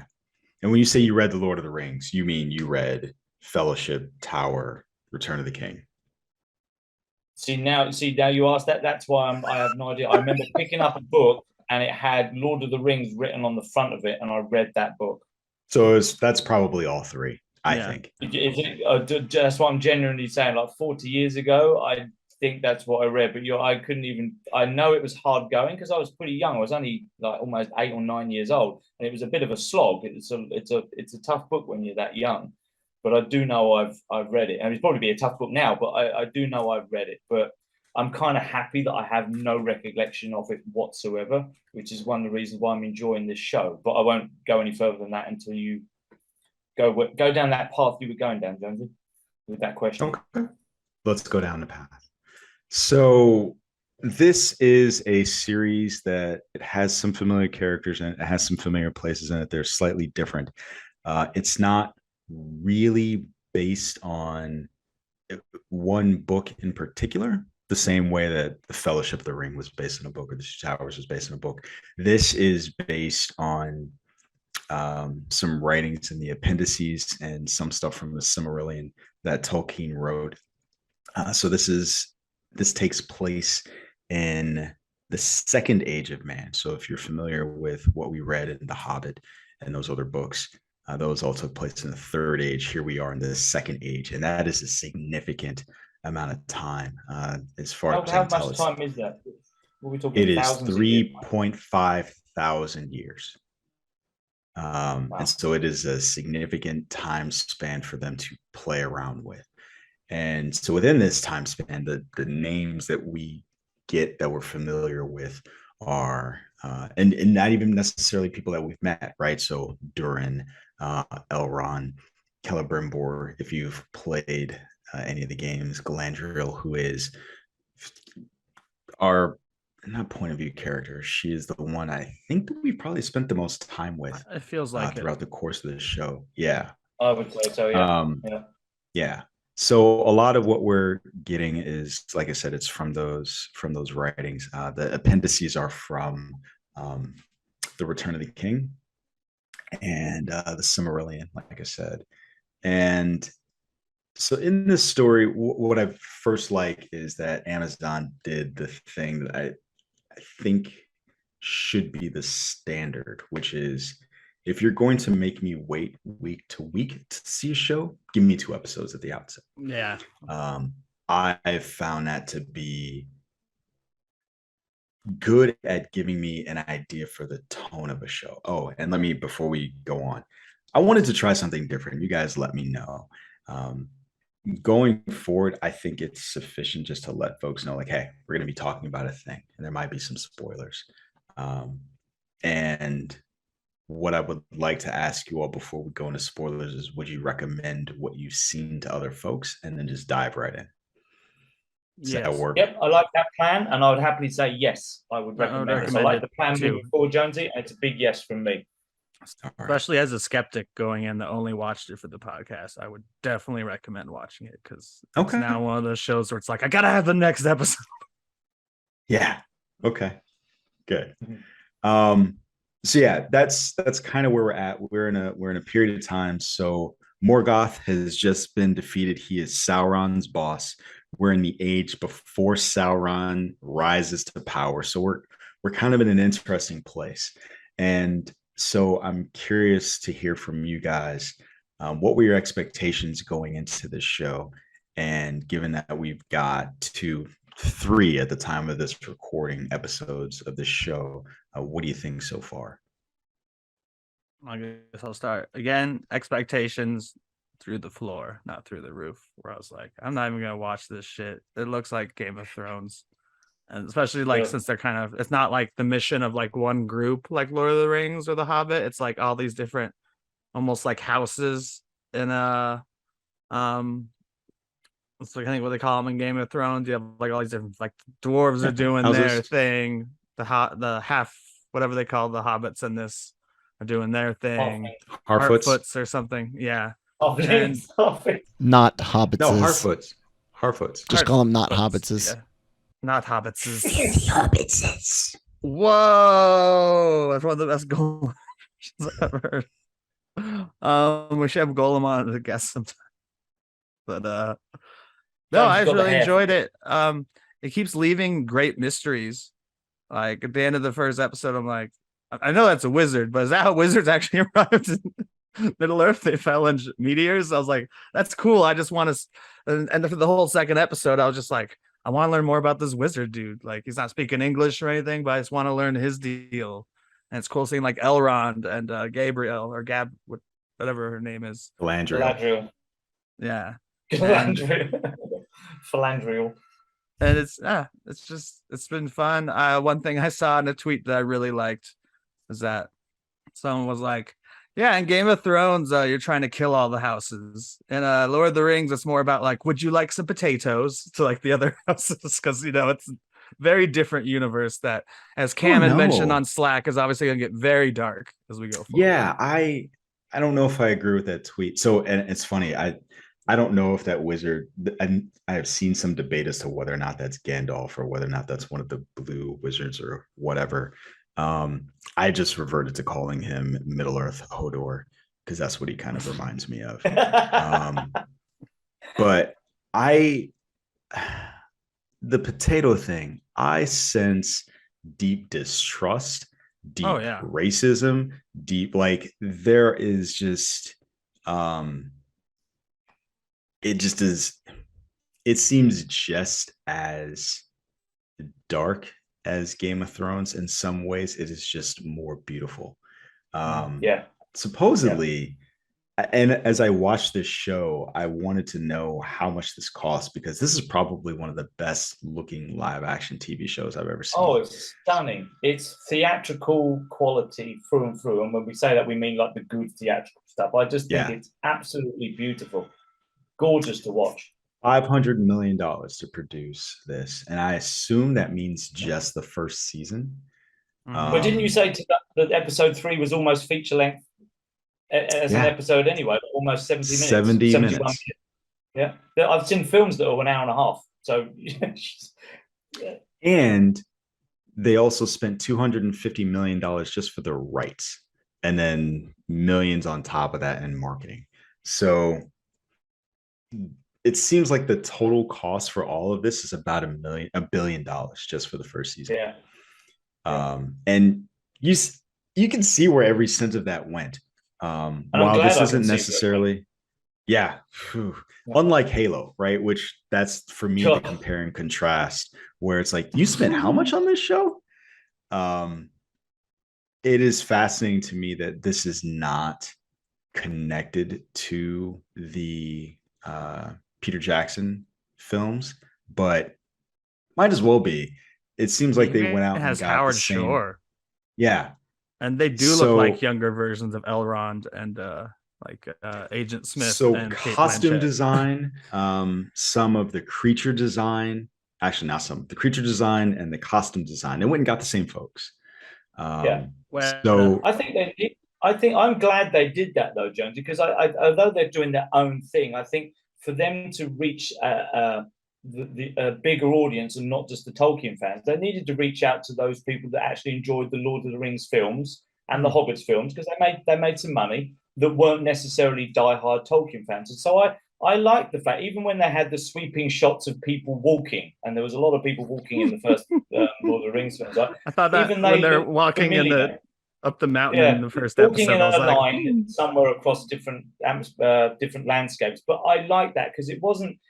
Again, it looked beautiful. It looked like they had gone and got outside shots, location shots, and so volume. I have no problem with that. I don't know if anyone has a problem with that, but I actually like that they kind of keep that feel or a certain sense of the feel, And I think it's credit to them that they've got the same costume designers or makeup creature designers and stuff, and it shows. I'm pleased they did that. It's clearly its own thing because it's 3,500 years before what I know, and yet it's got some familiarity, and I'm really happy about that. I don't need constant Easter eggs connecting the two films, so to speak, the sets of films and series, but I like it. It's beautiful. I had no expectations with this. I'm just glad it's not like Game of Thrones, because Game of Thrones, whatever the new one's called, that's the one I have absolutely no interest in whatsoever. I really, it's pretty good. You would be hard pressed to make me even watch an episode of it because I really don't care.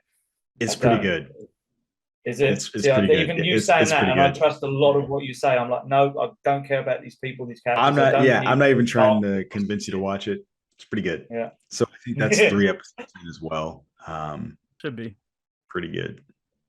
But I'm loving what I'm seeing so far from this show.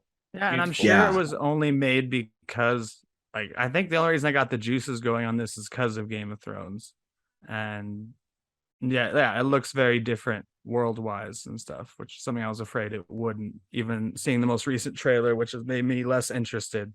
Sitting down and watching it though, I'm like, oh yeah, this is very different. Even though I feel like they're playing around with the houses.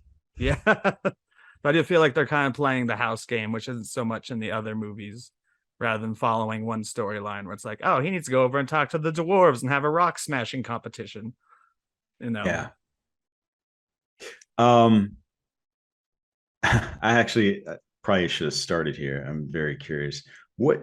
Having seen 2 episodes of this, so we got a little bit of a criticism, and I think as we start all of our reviews, regardless of whether or not they are shows or movies, what does Elon Musk think? Right? That's an important question that we should be asking ourselves as we sit down to watch and listen to music. Like, what does Muskers think? Yeah. I don't know. Old Muskie. What does old Muskie think? And as it turns out, he's not a fan of this iteration of Lord of the Rings. He actually said that Tolkien would be rolling over in his grave. Specifically, he said, I'm going to have to squint to see this because my eyes are terrible.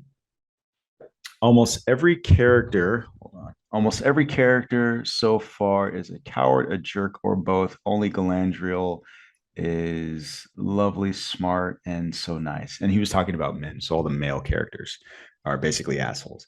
And so congratulations on running face first into the fucking point by being a prick, thus proving the show's point.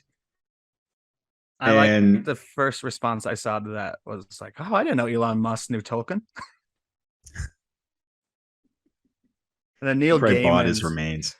Neil Gaiman's been taking the brunt of it because he's one of the first people to attack Elon Musk about it. Now everyone's attacking him like he made it. He's like, I didn't make it. I just like it. I've been watching him get attacked for like all week and being like, look, guys, I didn't make it. But so they keep saying like, well, you're such a hack. It looks so bad. And he's like, I had nothing to do with it. I enjoy it. They think that Neil Gaiman wrote Lord of the Rings? Was involved with the series. A lot of the people who are attacking him because they're like, oh, you're defending it because you worked on it. He's like, if you want to see something that you can insult, go watch Sandman. But I was just saying that Elon Musk's opinion doesn't also very good. I need to watch it still. Still pretty good. I'm shocked that they just randomly dropped 2 more episodes of Sandman. I heard about that. Secret episodes or something. Yeah. That's weird. Netflix, you're doing weird stuff. I like it. Stay weird. Yeah. Netflix. Yeah, exactly. I was going to say, it's weird, but I like it. Yeah. Don't stop.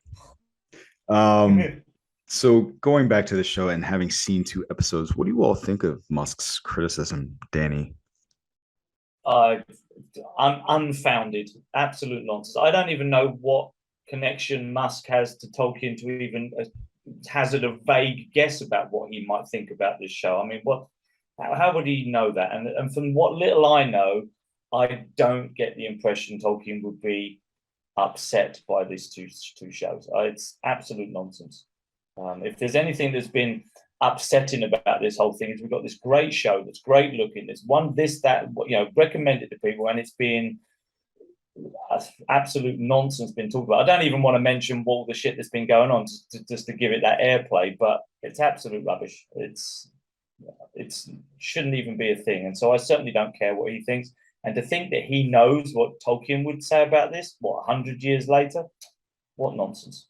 Well, it's like Absolute the Star nonsense. Trek, they say that all the time, where it's like, lower decks, Gene Roddenberry would be rolling in his grave, that kind of thing. Or like Discovery is so woke. Like, yeah, I guess. And Star Trek has always been woke. Been woke, right? Shatner even said that Star Trek is too woke now. Oh, that We're was great because I saw a Cheaty meme. Yeah, the Cheaty meme was great. Like, you were there. I probably saw the exact same one. You were there. I think Elon Musk is hating on it for two reasons. He didn't do it himself. His biggest competitor did, Bezos. And I think he falls under that umbrella of people that we don't want to dignify with a response. He's a white fascist piece of shit who's like, why are there women leading a show and why are there people of color in Middle Earth? Okay. I think Musk easily falls into that troll category. And he just likes attention. He does like attention. Yeah, I love, Jonesy, your comment earlier where it's like, what does Elon Musk think about this before I have this donut? Like, yeah. What are his thoughts? What do we think? What do we think? So as we scroll through this, let's get more specific about some of the show. One of the things I did like, so I'm going to talk about a place, then I'm going to ask about a character. Or I'm going to say a thing that I loved. I loved being able to see Cosmic Doom at like the height of its power. Like it looked amazing. It looked gorgeous. The dwarf kingdom, getting to see how that looked. Yeah. And it's, Danny, to your point about them kind of making it look like the Peter Jackson films, I already have in my mind an established image of what this place looks like. And so given that these have such a familiar and similar visual language, getting to see it now, quote unquote, now looks amazing. And from that perspective, I really do like that they did try to visually, or I don't know, the fact that they did visually connect them. When it comes to the trial between Durin and Elrond, what'd you guys think about that? That was kind of fun. I enjoyed it. Was fun. What'd you guys think? I enjoyed it because I had no idea where it was going. It was why has he agreed to this? He clearly knows what this trial is. And then the punchline of it all was that the dwarf was pissed off with the elf because he didn't turn up to his wedding. And I just thought, obviously that's important because they've known each other for hundreds of years at this point, right? Not just, I met this bloke down the pub last week. But that whole thing was to show just how much of a good friendship they have. Like I've had 2 kids. And I loved that. I thought it was wonderful. And again, because I was completely ignorant about any of it, whatever it means, I was like, where is this going? And the payoff for me, that little conversation, was just brilliant. And the way that the dwarfs were acting, and the way that as the race, and everything just paid off brilliantly. And I think that attention to detail is one of the things that I'm really enjoying about the show, because that could have been a pointless 5 minutes of the rock smashing, but the payoff was so good, it was worth it. Yeah. I thought it was brilliant. Yeah, I think that's what's going to make some of this interesting. So we've talked about a time period. I don't know where we are in this 3,500 years, but for elves being such long-lived creatures, Elrond even said it, like, oh, it was 20 years already? Like, time for them just passes in a blink of an eye. Galadriel was gone and presumably hadn't seen Elrond for a century or more. And so it's very interesting to go back to that specific moment, and where it seems like he missed her for a very long time. Time just flew by in that 20 years. Nick, what did you think about that? I liked it a lot. Like I like that, because I was like thinking, having, not knowing a lot about, like, I know elves lived a long time, but Jesus, like, they're like teenagers and then young adults. Carlos just remind us that dwarves live a fairly long chunk of time too. That's why their friendship relationship could be the way it is. Sorry. And Well, it's like, yeah, she Go ahead. remembers. Wasn't she there? She was a kid when they left the old lands, I think. So she's been Yep. alive for all of this, and she was a teenager when her brother got killed. So yeah, I found that very interesting. I mean, it kind of reminds me of Luke Skywalker's line in Mandalorian, where he's like, I'm sure there's a line similar to it in Lord of the Rings when Aragorn's hitched to an elf, where it's like, like you can hang out with this Mandalorian guy, but he'll be dead long before you're even like another 100 years old. Yeah. And that's kind of why I started there as a question, because time seems like I don't know if it's going to be a big deal, but we've already had several time jumps within just the course of this, like from where we saw her at the beginning as a child, then Nick, to your point, as a teenager, and then hundreds of years of chasing Sauron. And so there are characters that we've met now. I'm curious how long we're going to be with these humans who don't last as long, or these dwarves who don't live quite as long. Are we going to have like just centuries where it's like, oh yeah, this person is dead? I think more of a setup, but that'd be very interesting. Yeah, I think it's great. Maybe even seasons like jumps. Yeah, I didn't even think of that because I just saw it as like, oh, she's kind of like the opening speech in Lord of the Rings, Fellowship of the Ring. She's like, oh, here's the history. So she's like, oh, here's my history. Here's what I got to hear. But yeah, you could not even every season, just any random old episode, you could be like, oh, it's 1,000 years later, and half the character, even half the dwarves you knew are dead. It's just the only characters that are constant are the elves and the wizards. Yeah, I mean, so you've got Kyle dropped a note in there. So we've got elves that live for thousands of years, dwarves that live for hundreds of years, but all of our pairings are of people that will live for a very long time and people that will live for very short amounts of time, comparatively. So it'll be an interesting show to see that going forward. What do you guys think of Galadriel and her quest? Because for me, I really like what they're doing with kind of the corruption of the quest for vengeance. It's a storyline we've seen again and again and again, but I like seeing this with her and watching the story. And what's the most fun about it to me is, given that these characters live for such a long time, it's funny to me that Elrond has no recollection. He has no memory. He's never been to the place where she was born. So he's talking about this song and how, you get to go there and all this other stuff. And he's talking about it like it's this grand thing. She's looking at him like, I've fucking been there. Like, we had to leave there. Yeah, I was born there. Don't talk to me about the ancient language. I was fucking born there. And I love that contrast because it's fun to watch and see how her journey is kind of, I say corrupted, but that's the best way that made her salty. Let's go with salty. Yeah. What do you think about her and her journey? I enjoyed that too. When I was watching it, I'm sitting there going, I love the fact that they're showing that she's slowly going in at the moment into that gray area between good and bad, where she's become so obsessed with this revenge on this bad guy that she's dabbling a little bit in the, should we say, the darker side, right? Especially knowing what we saw with her in the original trilogy and the very dark turn she shows in The Hobbit when she goes, right, Gandalf, get out of here because I'm about to go ballistic on this guy, so you don't want to be around, kind of thing.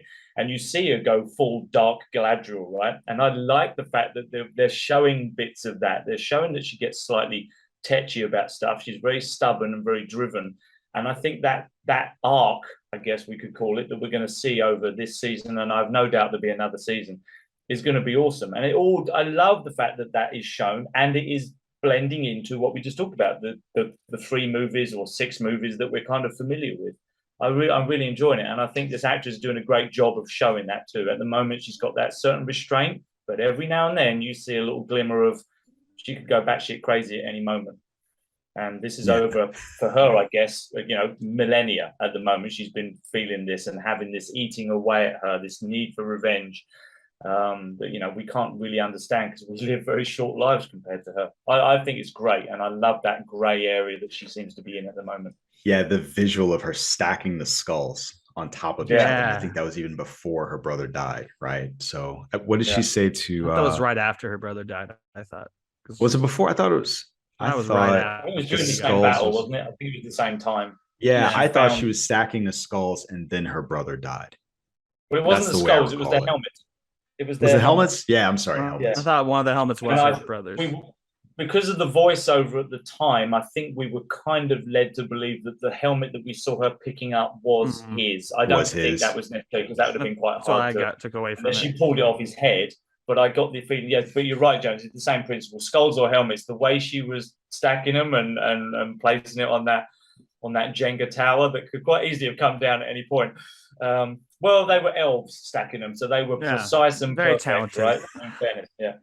But yeah, you could tell that was the start, the beginning of the end of the beginning. So yeah, brilliant. I think the writers have done a great job with this so far as well, to give us all this stuff and not just too What much. did she say to the human, that it would take how many of your lifetimes to name all the people that I've lost or something like that? Yeah, something like that.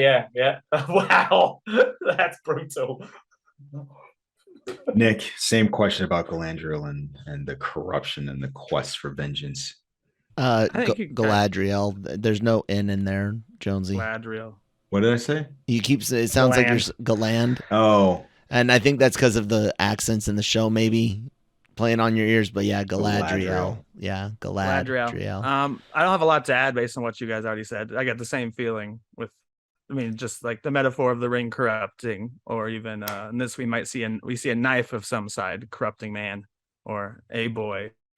It's very similar to that. That's kind of been Lord of the Rings thing. Is like, oh, you're the good guy, but it's a little tilt, kind of like Star Wars, but yeah, more Star Wars. So let me ask you about that. So that is Theo, the person that you're talking about with the sword. So he finds this blade, and it is, for lack of a better term, right now that is our ring, right? It is the thing that speaks to him and whispers to him. It speaks. It has like a wreath of flame in there, and it has new powers. It was drawing in his blood and seemed to be reforming itself based on drinking blood. There's a lot of conversation. Is it the broken blade of Morgoth? Is that his name? The main guy that was defeated? I don't know. I don't know what it is. Was it? I don't know what the blade is yet. Know something about it. Do we? Did I have something about it? I thought something was revealed about it, about why it was hidden away with all that stuffs. I might have missed it. Me too. I thought we knew something about where that blade was or what that blade was, not that it was just a broken. Do you guys not know what that area is? So that is the area. Isn't that what is going to become Mordor? Yes. Yeah. So what does that mean in the context of the sword being found? Who does it belong to, do you think? Yeah. Who do you think it is most likely belongs to? And it looks very similar Morgoths? to their crew. Sauron. Yeah. Because every time I see the symbol, I'm like, I see the eye. And Morgoth. The symbols. Yeah. That whole. So that is it? What's that? Yeah. That's the big boss. It is his broken blade. That's what That's what it Okay, that's cool. what it most likely seems like, because that area is what does become Mordor. They were talking about how it looked before the elves got there. It was this rocky, barren nothingness, and as they took the land, they were able to make it a bit better, and then the humans come in, and I have a redonkulous theory, knowing nothing about the extended material. Let's hear it. That Sauron doesn't have a physical form yet, or he left his physical form, and that kid is going to become Sauron through the power of the blade. It's going to kind of corrupt him and form. You're not wrong. The wizards can, according to Cam, take different forms. They're not necessarily even here physically. So yeah, it's possible you could have seen Sauron again. According to Cam, you guys can hear his thoughts on Review of the Rings on Saturdays. that you may have already seen him because he could have been a freaking brick in a wall for all we know. Like literally, it's that level of possibilities. But yeah, I'm going to use my Yeah, I read something. shifting power to turn into a brick. Well, I read something even said that Sauron made himself fair to trick the elves, right? So it's entirely possible we've seen him even in that form. It'll be interesting, to see if we do get him in what form he takes in this series. Some other question I was going to ask you guys and it just jumped out of my head. Crap, it is gone. Oh, Danny, I know you're game or used to be a gamer. Nick, I know you play games some. Did you guys ever play the Shadow of Mordor games or the Shadow of War games? No, I like the movie tie-in games. Those are really fun back on the GameCube. I played them, Jonesy. The EA games. Yeah. Did you? So Kyle, you stepped away when I asked this question. Did you read the books? Yes. Okay. So then I will probably be alone in this. When I saw Celebrimbor, I can't say his names, Celebrimbor pop up, I got super excited. I was like, oh, I did the Leonardo DiCaprio thing. As a book reader, did that give you more feels than just playing the game? No, not yet. And and only because we've gotten just a little bit. It's still one of those really cool, like, that's a big deal. Like, I don't even know if people watching the show understand how big of a deal this particular character is. The stuff he sets in motion. I don't think people understand what these rings are about to do, because there's about to be a lot of them. But mostly I'm waiting to see how his journey goes. I'm excited about it, definitely, and it's way different than the game, of course. But I'm still trying to absorb what's going on here. But I can see where it would hit people in the feels. It's like when you hear, I'm trying to think of a relative myth. It's like all of the stuff about, say, Darth Bane or Darth Plagueis, and then him finally making an appearance in a authorized medium. Yeah, it'd be a big deal. That might no longer be canon. Yeah.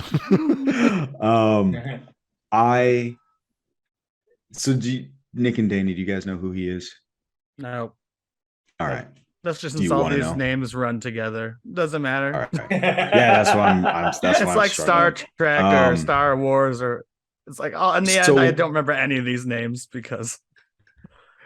What I liked about him was they made it kind of apparent where I think his arc is going to go. So he's the person that helps Sauron make the rings. He is tricked, I guess is a way of saying it. Is he the builder? Yes. No. Okay. Yes. Yes. Because I assume that tower he's building is also going to be Sauron's tower. It's my initial assumption, especially since it's Mordor. And even though he showed us the designs, I'm like, oh, there's going to be a big old eye at the top of that eventually. Yeah. But you hear him talking about kind of this longing of wanting to create something akin to the Silmarillions, right? He's like, I've never made anything like that. They're these jewels that Morgoth thought was just so gorgeous that he stared at. And he's like, I could never do anything like that. And you can see this longing and this ambition to be that. And so what does that mean? And what does that ambition turn into? Yeah. So I'm really curious to see where that journey goes. We'll see how quickly they go through this too, or if they really take their time. I've read that they have this all planned out, and I imagine for this amount of money, like I hope so. Helps to have a plan. So even if I didn't enjoy it, I'm glad I did enjoy it. But even if I hadn't enjoyed it, I'm glad it's doing well, because sources inside Amazon say that Amazon will wipe the rest of their plate clean if this flops, because that's basically just like with New Line Cinema did it. Like, all their money's in this, and like one source said they would cancel everything from The Boys to every other show they have if this doesn't do well, because they just won't have the money. So in the context of Amazon, I'm really curious, what does success look like? They've spent $1 billion on this show. What does success look like? Is it awards? Is it more people subscribing to Amazon Prime? Is it some Eyeballs. combination of all of the above? I don't know what. I don't know what it looks like. Do you either of you? It's hard to judge a company where that's only one part of their revenue. Yeah, I would think success for them is some sort of recognition, industry-wide recognition, so awards of some structure, and fans liking it. And before we go, other fans that are around, but I think the general people saying how good it is, and award recognition, I think is success for them, because I think it then gives their TV line, Amazon Prime, some sort of credibility and things. And I think that's what they really want. We're not just throwing out a load of other rubbish shows. And I actually think they've had some good shows on Amazon already. I've watched quite a lot of stuff. I mean, everything from movies that I've liked to Invincible, the cartoon series they had. I like a lot of their stuff. So I think maybe that's what they're looking for, to be seen as a competitor in the streaming market and not be defeated all the time by Netflix. Now, we've discussed Netflix's interesting model and their fall from grace, so to speak. But that's what I think, Jonesy. I think they'll be the place that, there's good quality TV on Disney, on Apple, and on Amazon. And I think they need more of a, I think they want more of an identity. So I was just going to drop this in. As far as reviews go, we didn't do the thing that I normally do. 84% from the critics, 39% from the audience. Oh, shit. Really? And that is because it's currently getting review bombed. And I think Kyle, you talked about this. There's as fantasy properties seem to entail, there's a degree of racism occurring. There are people of color and significant number of women. Sexism too. They're like, why? I was going to say a significant number of women. We talked about it at the top of this discussion, right? Elon Musk leading the charge, and so it seems like folks are unhappy. We got it's also a very vocal minority. Manny and I talked about it yesterday. The racist stuff going on from certain aspects of the audience, and I'm guessing we got a bunch of downvotes on the video because we're saying that it's not right to be upset. Like, stop being mad about a black, not hobbitses. Stop being mad about a Hispanic, dark, brown skinned elf. Stop being upset about it, because it doesn't make sense to be upset about it. But whatever. Yeah. People are assholes. So in response to that, they've actually started suspending reviews for 72 hours on Amazon based on this. Yeah, on Amazon, to help combat that. What makes it frustrating is that fantasy seems to have become a term that means fantasizing about a world that doesn't have people of color or women in leading roles. That's what fantasy seems to have come to mean in our modern society. And every time we have one of these shows, if it's a Game of Thrones, if it's a Ring of Power, if it is something of that nature, they're like, I didn't even say like Star Wars and Marvel, which is fantasy. Yeah. I mean, you're not wrong. She-Hulk twerking got a whole lot more attention than any of the other male characters who have danced in there. I just remember that fantasy especially seems to have that that stigma. It's and because that sucks. I was going to ask, do you guys think that's because, other than the occasional Eastern fantasy, that all we ever see is European myths and legends? All we see is European based stuff. So instead of constantly remaking, regardless of who you cast in the roles, but remaking endless Grimm and Mother Goose and other Hans Christian fairy tales, why aren't we digging into South and Central American? Why aren't we digging into Middle Eastern? Why aren't we digging into African myths and legends and fairy tales to tell all new original stories? I mean, it's the same reason why you don't see as many women, as many people of color. Like, it's getting better. Yeah. But I think from a studio exec perspective, there is what sells. Risk. Exactly. Right. And so and it's funny that we're having this conversation and talking about Lord of the Rings, because Lord of the Rings is the granddaddy of this archetype, right? This world. And so from a lot of perspective of quote unquote fans, there is no room in those worlds. Because I remember when Liv Tyler played a character in Lord of the Rings, I think she was made up for the purpose of the movie, and people were losing their minds about that. Arwen. Yeah. Arwen. What's his name's daughter? Yep. Elrond's. And lava to not made up. Not No, made she's up. very important in this. She's very important. Expanded in the book. role. Maybe expanded thinking role, about the but character not in The made Hobbit. up. The Hobbit elf played by was the Wasp? the Wasp. Evangeline Lilly? She's made up. Yeah. Like this But that was like one of the things before the show was released, when early reviews were coming out, people were talking about whether or not Elrond is gay, and a lot of people were forgetting about the daughter aspect later on in life. I brought it up with Cam on Review of the Rings to see what he thought. I think some people might be reading into just the Aneurysms. the effeminate of elves, which are often shown as more feminine, and I don't think it's necessarily meant to be anything, but maybe. I don't know. Because they're beautiful people. They're angelic like beings, and angels in Christian iconography are shown androgynous or feminine featured, regardless of whether or not they're got a male persona. So it all connects.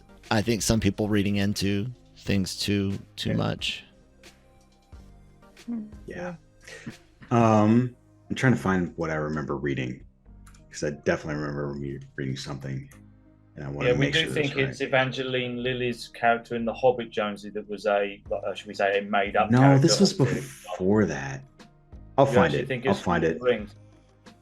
Yeah, I'll find it, and I'll drop it in the Discord if and when I can find Cool. it. Yeah, because maybe the listener can help. Because this is me trying to remember something I read 20 years ago. At this point, because it was about the original trilogy. Tom Bombadil, man. Lord of the Rings. Tom Bombadil trilogy. never got his day in court. It happens. That's my last thing I have to say. Anything else to say about Lord of the Rings? Watch it. Yeah, watch it. agree. If you haven't watched it, watch it. Yeah, there's a question I want to ask you guys, but I realized that it was specific to the third episode, so And I haven't seen we'll it talk yet. about it next time. Don't ask We'll that. talk about it next Cool. time. I will not ask. I don't want You to. can ask Don't it, want to but I spoil think we won't get any No, response. no. So, folks, if you like what you heard, do all the socials, like, rate, comment, subscribe, share.